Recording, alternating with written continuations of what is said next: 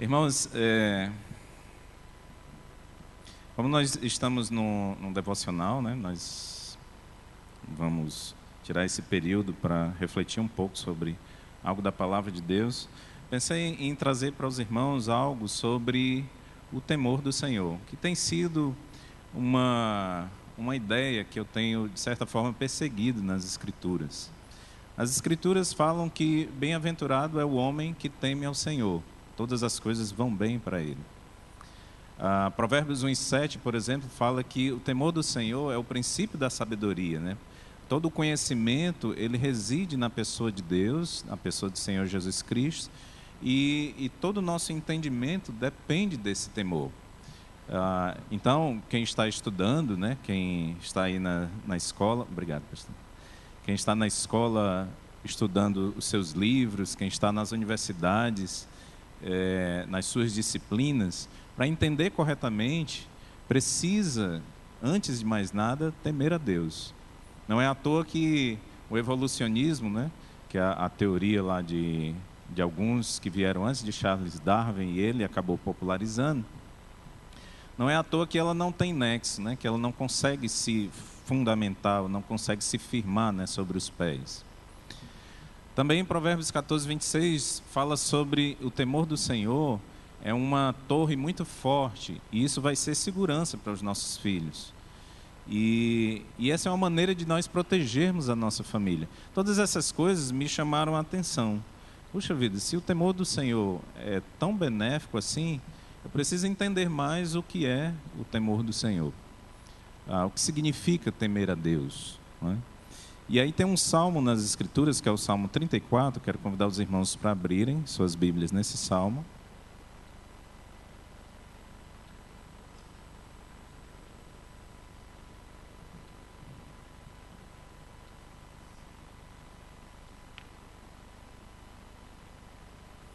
E a ideia é tentar compartilhar alguns dos insights e pensamentos que eu tenho tido à medida que eu procuro entender mais sobre o temor do Senhor.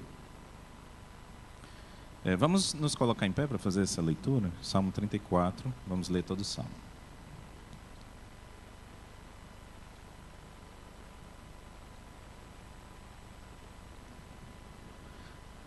Diz assim a palavra do Senhor.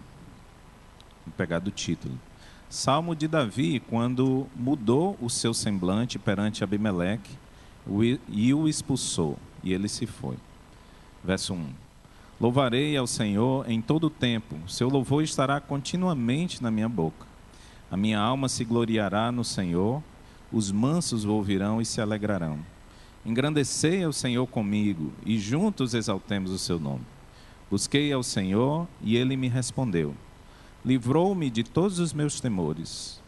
Olharam para ele e foram iluminados, e os seus rostos não ficaram confundidos. Clamou este pobre, e o Senhor o ouviu, e o salvou de todas as suas angústias. O anjo do Senhor acampa-se ao redor dos que o temem e os livra.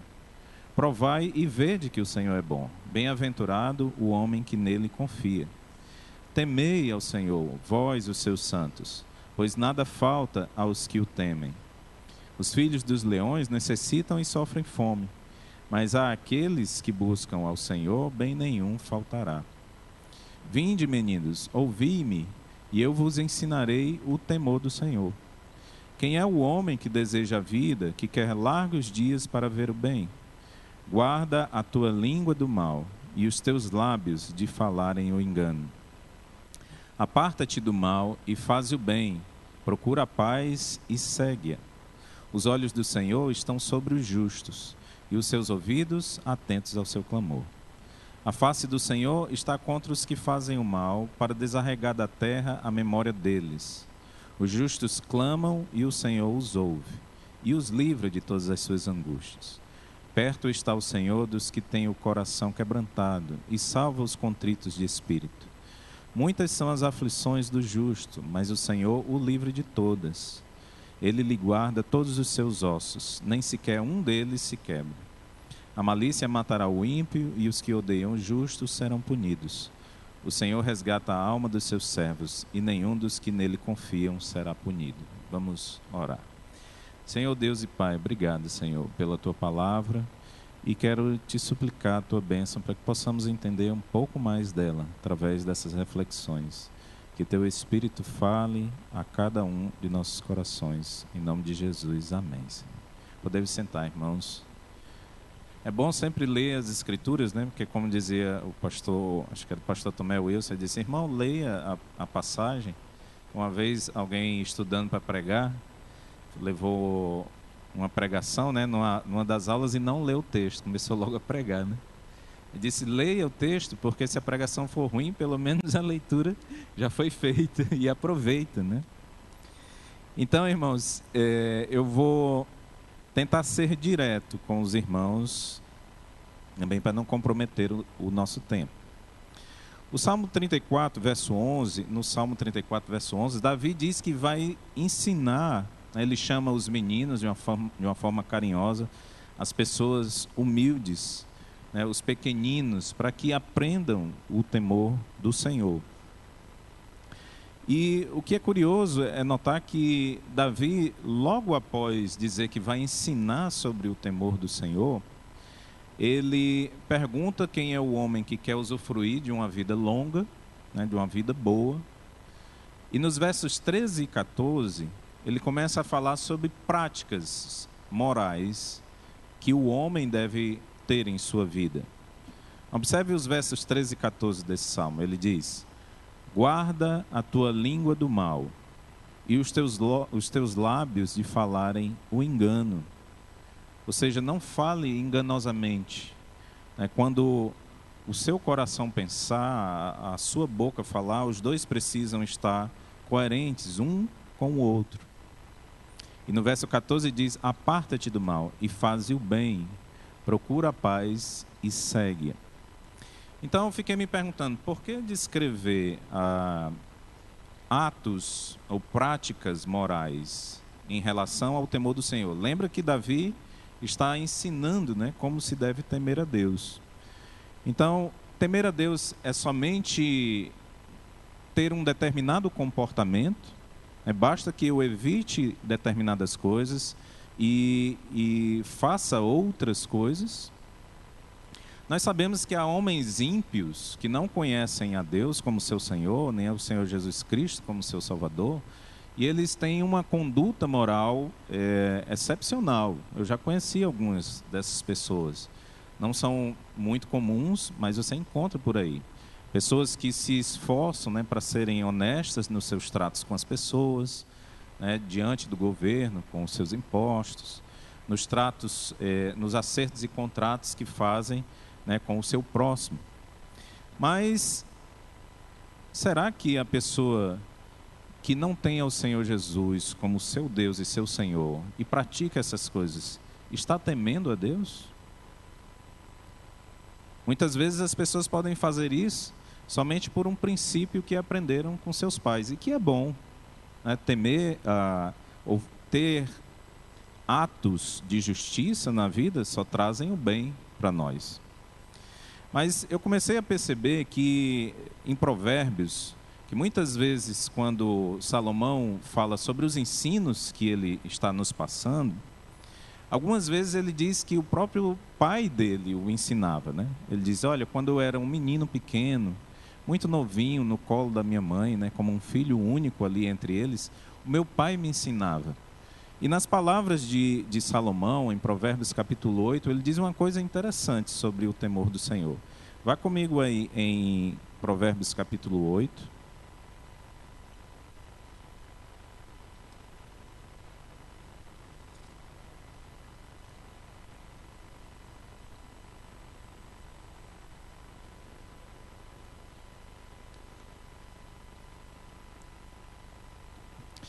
Os versos 1 a 4 dizem assim. Na verdade, Provérbios capítulo 8, capítulo 9, né, eles falam da sabedoria. E ele escreveu de uma forma que a sabedoria é tratada como uma pessoa, né? Ele personifica a sabedoria. Nós já vimos aqui até algumas vezes com o pastor Nogueira, ele falando que quando nós olhamos mais de perto a sabedoria falando aqui, se nós trocarmos o nome da sabedoria, ou a palavra sabedoria, pelo nome de Jesus, encaixa muito bem. É como se o próprio Senhor estivesse falando, né? Ele é a fonte de toda sabedoria. E toda sabedoria reside nele. E aqui nós, pensando assim, no capítulo 8 de Provérbios, versos 1 a 4, diz o seguinte: não clama porventura a sabedoria e a inteligência não faz ouvir a sua voz? Pergunta é retórica, né? Sim, a sabedoria e a inteligência fazem ouvir sua voz. No verso 2 diz: no cume das alturas, junto ao caminho, nas encruzilhadas das veredas se posta. Ou seja, a sabedoria você vê ao redor, as coisas que estão acontecendo ao nosso redor estão nos falando ao coração. Ah, por que um ladrão vai preso? Isso é a sabedoria falando para nós. Se alguém cometeu um crime, né, há pouco tempo a gente viu aí uns criminosos de luxo, né, morando lá no Alphaville e pagaram com a própria vida, né, gastaram tanto dinheiro. Só os carros deles davam para pagar aí, sei lá quantos anos sem trabalho, né? 2 milhões só os carros. Mas eles pagaram com a própria vida, né? Os seus comparsas mesmos os levaram e os deram fim na vida deles. Isso é a sabedoria falando, que a vida do crime não compensa. E no verso 3 diz: do lado das portas da cidade, a entrada da cidade, né, que era onde as pessoas se reuniam na cultura israelita para julgar as causas, né, os anciãos julgando as coisas, né, a entrada das portas ela está gritando. Quer dizer, a sabedoria clama aos nossos ouvidos: olha, volte para cá o seu olhar. E no verso 4 diz o seguinte: a vós, ó homens, eu clamo, a sabedoria, né? E a minha voz se dirige aos filhos dos homens. Agora eu quero dar um salto com os irmãos para o verso 13. Olha o que diz lá. Diz assim: o temor do Senhor é odiar o mal. Ele está dizendo, o provérbio está dizendo que o temor do Senhor está relacionado a uma emoção nessa passagem. O temor do Senhor é ter ódio às coisas maléficas, é ter asco, né, ou ter nojo daquelas coisas que são más. E o verso continua descrevendo o seguinte: a soberba e a arrogância, o mau caminho e a boca perversa, eu odeio. Agora entenda o jogo que está sendo feito aqui. Ele diz: o temor do Senhor é odiar o mal. Mas a sabedoria está dizendo: eu odeio o mal. É como se a sabedoria está dizendo: olha, é assim que é o meu interior. As minhas emoções, elas estão ocorrendo dessa forma, elas odeiam o mal. Irmãos, se os livros de sabedoria são paralelismos, né, às vezes são paralelismos sintéticos, né, onde a segunda parte completa a primeira, e às vezes são antitéticos, né, a segunda é contrária à primeira. Observe o que está sendo dito para nós. O temor do Senhor é sentir ou ter emoções similares à emoção de Deus. Ora, se o temor do Senhor é odiar o mal e a sabedoria está dizendo eu o odeio, ela está dizendo eu estou expondo para você as minhas emoções. É como se o Senhor estivesse dizendo é assim que eu sou. Isso me fez pensar, puxa vida, então quer dizer que eu preciso substituir as minhas emoções pelas emoções de Deus? É isso que é o temor ao Senhor? Em certa medida, sim. Se os irmãos lembrarem das passagens de Romanos, por exemplo, Romanos capítulo 3, Paulo diz que nós nós fomos destituídos da glória de Deus. O pecado fez isso em nós. Quando o ser humano peca, a glória de Deus que residia nele, ela vai sendo apagada. E com isso vai sendo apagada as emoções dos seres humanos, que antes correspondiam às emoções de Deus, elas vão sendo distorcidas.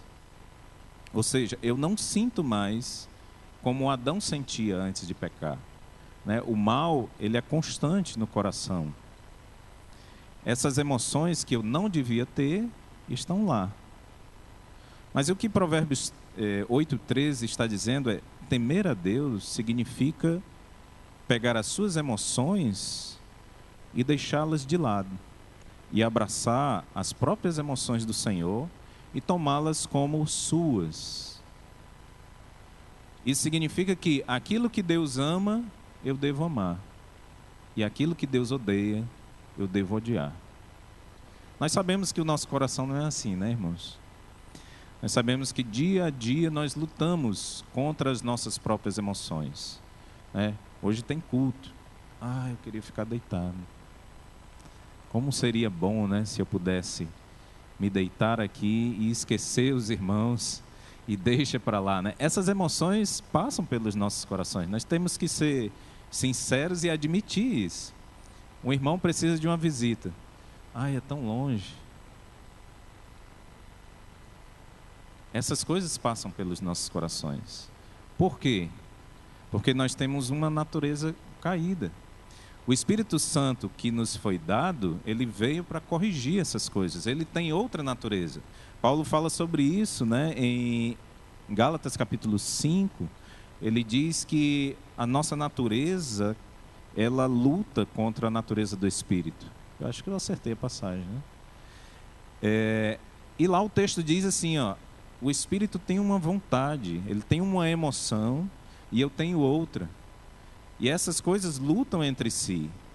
E Paulo ainda diz o seguinte, que é para que eu não coloque a minha vontade em prática.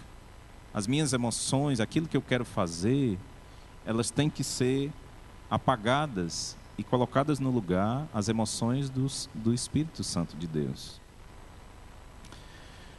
Isso não é natural para um ser humano que não tem o Espírito Santo. Nós sabemos que descrentes não estão nem aí para a palavra de Deus, muito menos para as emoções do Senhor.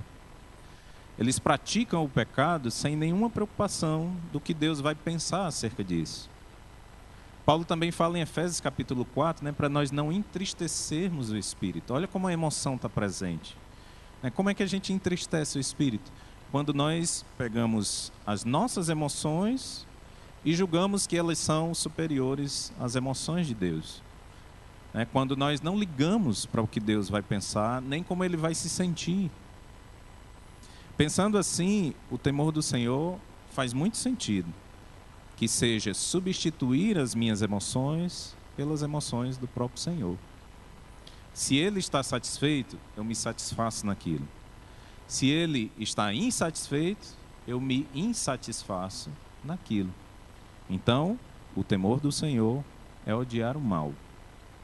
Faz sentido, então, Provérbios capítulo 8, verso 13. Isso nos leva a um segundo ponto. Deus se emociona dessa forma, logicamente, irmãos, porque Ele tem um raciocínio de um determinado tipo. Quando Deus sente ódio ao mal, é porque suas estruturas de pensamento, elas não encaixam com a maldade. Isso me leva a concluir o seguinte, que não somente eu devo substituir as minhas emoções pelas emoções de Deus, mas eu preciso substituir até mesmo os meus pensamentos pelos pensamentos de Deus. Vamos já olhar isso nas Escrituras. Mas você já pensou por que a gente deve se preocupar tanto com a leitura da Bíblia diária ou a leitura devocional? Nós estamos seguindo aí, né, a recomendação de Provérbios, ou de Deuteronômio capítulo 6. Ele diz, olha, você deve inculcar a palavra de Deus aos seus filhos todos os dias, né? Deuteronômio capítulo 6 fala sobre isso. Para quê que eu preciso inculcar a palavra de Deus na cabeça dos meus filhos? Ou para que eu preciso fazer um devocional diariamente na palavra de Deus? É só para eu riscar o xizinho que eu li os capítulos que se deviam ler naquele dia? De jeito nenhum, irmão. Se fosse assim, né? Você pode ler até bula de remédio desse jeito. Eu li a bula do remédio Neosaldina. Eu morro de enxaqueca, está aqui, marquei. Nós fazemos isso diariamente para substituir os nossos pensamentos pelos pensamentos de Deus.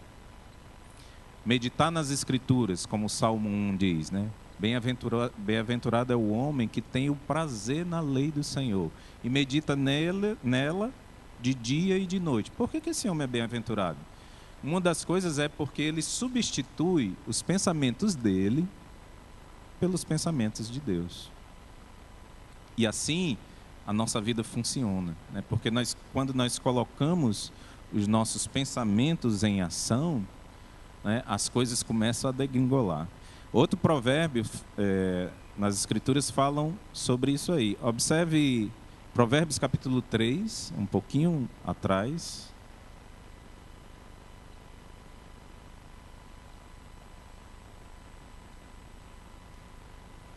Provérbios capítulo 3, no verso 7. Olha o que diz. Não seja sábio a teus próprios olhos.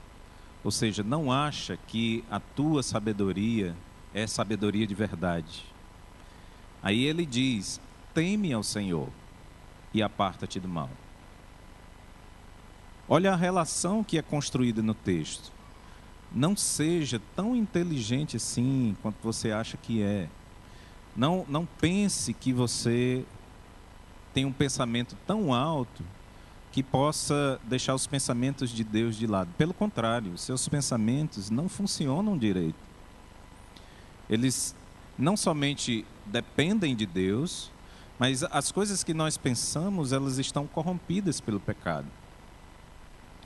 Então o verso 7 diz: não seja sábio aos teus próprios olhos.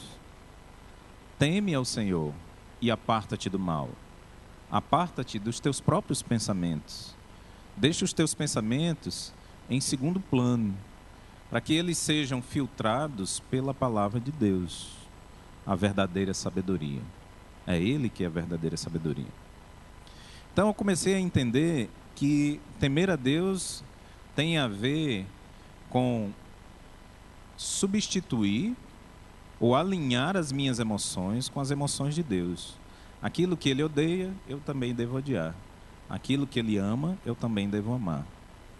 Depois, a conclusão foi que isso me leva ao segundo ponto, que é eu devo pensar igual a Deus. Eu preciso ler a Bíblia e meditar nas Escrituras, porque os meus pensamentos, quando eles me vêm ao coração, eles vêm distorcidos. E quando eu leio a Bíblia, o que ela faz com esses pensamentos? Ela filtra e deixa passar só a parte boa e coloca sobre isso algo especial, a própria sabedoria de Deus. O próprio pensamento de Deus vem para o meu coração. Isso faz com que minha vida funcione direito. Isso significa temor ao Senhor. Toda essa confusão, irmãos, eu sei que às vezes é muito, parece um emaranhado de ideias, né? Mas é difícil da gente pensar sobre o temor do Senhor, porque a gente está acostumado com a palavra temor, com a ideia de medo, né? Eu devo ter medo. Temer a Deus é ter medo de Deus? Eu comecei a me perguntar. Em certa medida, sim. Se vocês voltarem lá para o Salmo 34, em várias passagens das Escrituras nós vemos isso ocorrer. No Salmo 34, a gente observa no verso 16, Deus dando um aviso para nós. O verso 16 diz, Salmo 34, a face do Senhor está contra os que fazem o mal, para desarregar da terra a memória deles. Ou seja, isso é um aviso pesado, que causa espanto e terror. Mas ao mesmo tempo eu me lembrei de Adão no jardim, em Gênesis capítulo 3. Os irmãos lembram que quando Adão pecou, Deus o chamou no jardim, e depois dele ter tomado da fruta e comido com a sua esposa, ele tem uma reação contrária ao que ele tinha. Ele diz assim: olha, eu ouvi a voz do Senhor, e aí quando eu ouvi a tua voz, eu tive medo e me escondi. Eu fiquei pensando assim, puxa vida, então Se temor do Senhor é ter medo dele, se é simplesmente isso, esse temor vai me afastar e não me aproximar. Mas observe o Salmo 34 novamente, irmãos. O que diz? Quero chamar a atenção para vocês só alguns versos. Olha o verso 15. Diz assim: os olhos do Senhor estão sobre os justos. Ou seja, a consciência de Deus, a sua análise, né, está sobre os justos. E os seus ouvidos estão atentos ao seu clamor. Nesse verso 15 do Salmo 34, nós estamos vendo não um Deus afastado, né? Nós estamos vendo um Deus aproximado, que os seus olhos estão sobre os justos e os seus ouvidos escutam a sua súplica. No verso 17, né, ele diz: os justos clamam e o Senhor os ouve e os livra de todas as suas angústias. Um Deus que conhece os sofrimentos, que está de perto olhando, né? O que está te incomodando? Então, se o temor do Senhor é só medo, não encaixa com esse texto. Existe um determinado pavor, porque eu sei que Deus é santo. Mas esse medo, ele não é o medo como nós conhecemos comumente. Não é o medo que nos afasta.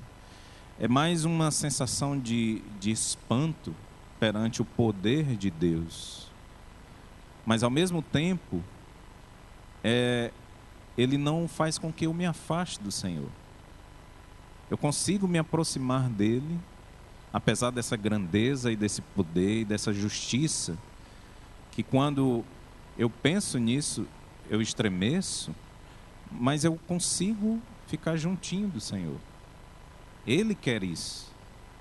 E o temor do Senhor, que Davi nos está ensinando em Salmo 34, ele envolve isso, andar pertinho do Senhor. O verso 18 conclui dizendo o seguinte: perto está o Senhor dos que têm o coração quebrantado e salva os contritos de espírito. Olha como o temor do Senhor não tem a ver com um sentimento ou com ideias de se afastar. Não é um medo que eu corro para longe de Deus. Pelo contrário, é uma sensação de espanto, né, de ver o quanto Deus é justo, mas ao mesmo tempo é o ato de estar junto dele, de andar em comunhão com o Senhor. E assim eu comecei a entender um pouco melhor o que é o temor do Senhor. Talvez, irmãos, talvez não, certamente eu julgo que aqui não é o fim, né? Não é fácil entender determinadas coisas. Quando nós vemos Adão temer a Deus e se esconder, isso ainda ocorre também conosco, né? A gente ainda tem a velha mania de Adão, até aquele dia em que nós teremos a nossa natureza transformada. Então nós não temos como entender determinadas coisas de uma maneira plena e agora. O temor do Senhor, às vezes, nos parece obscuro. A gente diz assim, é medo. Não, não é só medo. Então o que é? Por esses textos eu comecei a entender que eu preciso substituir as minhas emoções e deixar as emoções de Deus dominarem as minhas. E Ele vai fazer miraculosamente com que essas duas se unam e andem perfeitamente. O temor do Senhor é pensar como Deus. Eu preciso substituir os meus pensamentos pelos pensamentos do Senhor. E eu só consigo fazer isso lendo as Escrituras, e o Espírito Santo vai me ajudando a memorizar e a aplicar esses textos. E o temor do Senhor não é simplesmente ter medo, porque o medo por si só faz com que a gente se afaste de Deus. Como Adão se afastou no jardim, né? Quando Deus o chamou, e ele correu e se escondeu debaixo dos matos, né? Lá no matagal, né? Lá no mato, como diz o cearense. O temor do Senhor é andar juntinho dele, sabendo que ele é um Deus santo, que pune o pecado, mas ao mesmo tempo que ele proporcionou um caminho para que a gente chegasse até ele, que é o próprio Senhor Jesus Cristo. Eu espero que essas três ideias lhe ajudem nos seus estudos da Palavra de Deus, que vocês possam pegar a sua própria Bíblia né, e estudar por si só o que são essas coisas, o que é o temor do Senhor, o que é pensar como Deus, o que é sentir como Deus. Né? Eu estava até falando com o pastor David Merck aqui, eu disse, pastor, o senhor falou aí que leciona provérbios há mais de 10 anos, eu fiquei muito interessado no seu material, né? Aí ele me disse uma coisa muito sábia, né? Estudando provérbios há mais de 10 anos, tem que ter sabedoria, né? Ele disse, olha, irmão, eu posso lhe mandar os materiais, mas eu não gostaria de atrapalhar os seus estudos e as suas descobertas no livro de Provérbios. Olha que conselho sábio, né? Porque talvez você vai ver coisas que eu não vi. Olha também a postura de humildade, né? Mais de 10 anos lecionando aquele livro. E você me manda um e-mail, eu mando o material. Eu disse, agora eu fiquei sem cara de mandar um e-mail. Mas também agradecido, sabe? Eu disse, puxa vida, realmente, nos meus esforços para estudar o livro de Provérbios, eu tenho visto coisas maravilhosas, né? Minhas filhas dizem, tudo que meu pai diz é Provérbios, né? Aí vai dizer, né? Olha, lá em Provérbios está dito isso aqui. Às vezes, na hora do almoço, a gente senta e diz, olha, filhas, em Provérbios fala sobre isso aí. Lá vem Provérbio de novo, né? Mas graças a Deus. E o compromisso é de ler um capítulo uma vez a cada dia, né? Provérbios 1, no dia 1 de janeiro. Provérbios 2, dia 2 de janeiro e assim por diante. E repetindo, e fazendo a leitura devocional também da Bíblia. E tem sido enriquecedor, irmãos, pensar sobre essas coisas, né? Pensar como Deus, sentir como Deus e andar perto do Senhor, eis o temor do Senhor, como eu entendi a partir desses versos. Vamos orar. Senhor Deus e Pai, muito obrigado, Senhor, pela Tua palavra, obrigado pela Tua misericórdia, pelas nossas vidas que hoje estão aqui, porque o Senhor é misericordioso.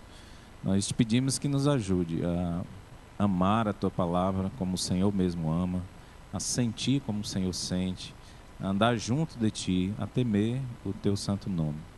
Que nós possamos ser agradáveis a Ti em todas as coisas. Nós queremos agradecer por essas coisas e pedir em nome de Jesus. Amém.